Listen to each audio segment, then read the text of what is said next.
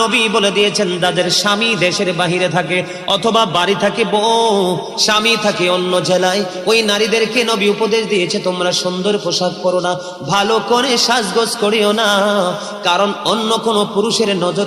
পেটে সন্তান লইয়া মা যদি বেশি বেশি মিষ্টি খায়, সন্তান বড় হওয়ার পরে মিষ্টি প্রিয় হয়।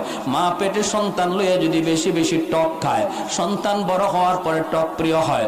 মা সন্তান পেটে নিয়ে যদি বেশি বেশি করে গান।